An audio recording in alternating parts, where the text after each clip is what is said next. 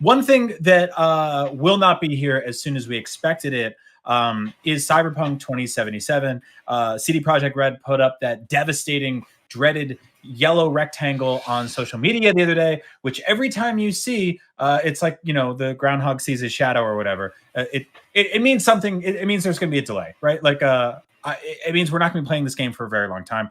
This time specifically, 21 days was the delay, which is great. It is interesting because it kicks it out of sort of the Jeff Keighley Game Awards Game of the Year territory into next year. It also moves it away from the next generation console launch window.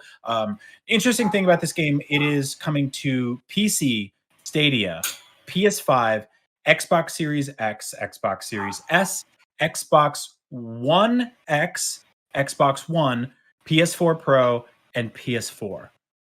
And there's maybe one I'm missing in there. No, it's easy to look at that whole thing and be like, oh well, of course they've got to polish and tighten everything up, and they've spread themselves too thin, and there's all these different things to deal with. But in an earnings call, CD Projekt joint CEO Adam Kaczynski, I'm probably mispronouncing that because Polish is hard to pronounce. He said, "We underestimated the time required for the final processes. The game is ready for the PC and runs great on the next-gen consoles, and could be shipped on the scheduled date on those platforms.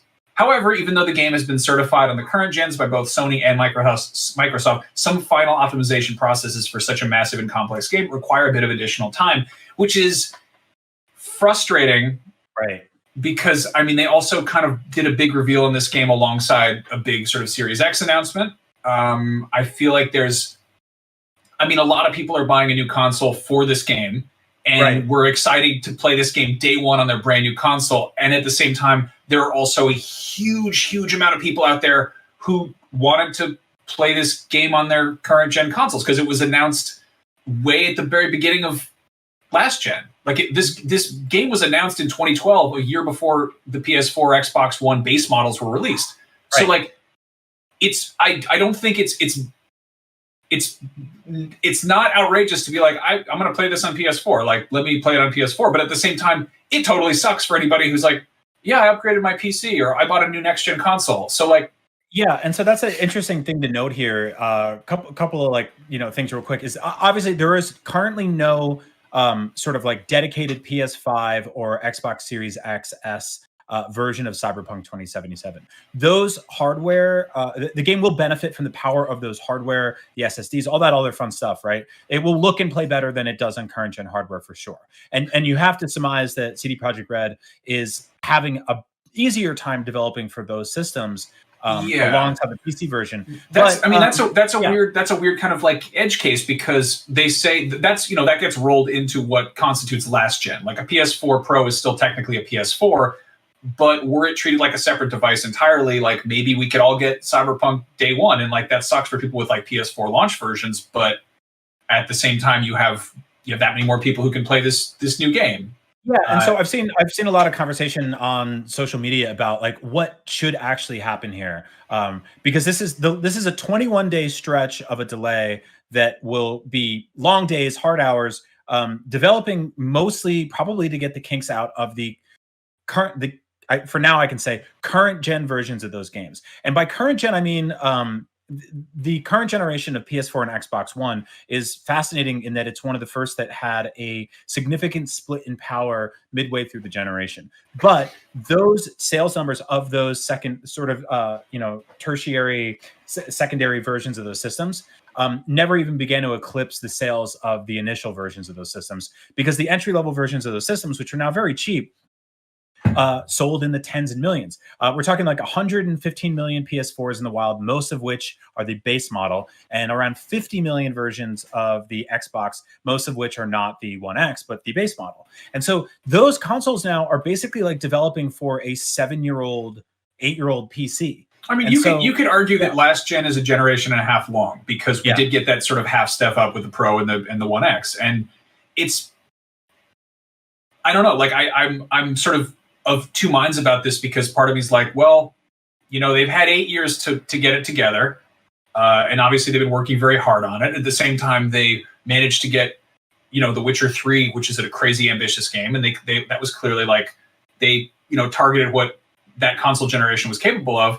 And I feel like next gen kind of like loomed its head, and they were like, "Ooh, let's go crazy with that." And then suddenly that became kind of the target, and they like lost. I mean, again, this is a massive, almost decade long development made by hundreds of people who are much smarter than me. So I'm being careful with what I'm saying here. But it's kind of a weird situation where, I mean, I guess we all, it's like somebody said something rude when the teacher wasn't looking, and now we all have to be punished for it. Like we all have to sit here and wait for them to finish it. But I mean, on the bright side, this is a studio that miraculously shoved The Witcher 3 onto the Switch. Mm-hmm. And it works. These are hardware wizards. It's not the best looking version of the game, but if you have a Switch and that's your only access to one of the best games ever made, then at the same time, that game also looks phenomenal on like a high end PC or on a PS4 Pro or whatever. I imagine they'll probably go in and do like impressive technical upgrades to The Witcher 3 for PS5 and Series X. And so I was going to say, realistically, the weird thing here is that we have not ever once seen what the current gen versions of these games look like, or this game looks like, which is fascinating. We actually really haven't seen what the next gen versions of this game look like. We've seen it basically just running on PC, and that's about it. I feel like this is going to go back to sort of, I remember in the days of yore, like you would look at magazines, and there'd be screenshots. It would be side by side of like, here's how it looks on this platform versus this platform, and like maybe like before even internet video was a thing. We do graphics comparisons on IGN all the time, but I feel like more recently it hasn't been that drastic of a difference. Like there was a point in time where it was like, yeah, PS3 and Xbox 360, they're kind of like that, and then occasionally you'd see like one was like way better than the other. This is going to be an odd one, and at the same time, this is not the first game that we're going to see like this. Sony's Jim Ryan just gave a quote recently where kind of talking about how the PS4 has been doing really well, and obviously they're focused on the PS5 as well. But he said, PS4 community we've spoken about, that will be the vast majority of people on PlayStations during that time. It is crucial that we keep the PS4 audience engaged and happy. They're in an odd situation where they obviously want to sell PS5s. They obviously are selling PS5s, but at the same time, they also have a whole lot of people out there who have PS4s, and they don't want to leave them high and dry because then they'll piss them off. So, and engaged and happy is a really good note, because this is a console that sold 14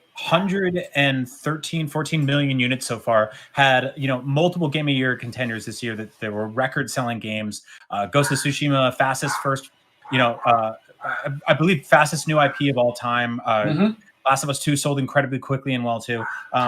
So obviously they don't want to give that up, and so we can't sit here and be like, delay the current gen version of Cyberpunk, so all of us moving on, or PC gamers and stuff like that, can benefit, because that's 150 something million people you're leaving in the it's a weird situation. It's also weird to see a video game that is that takes an entire console generation to develop.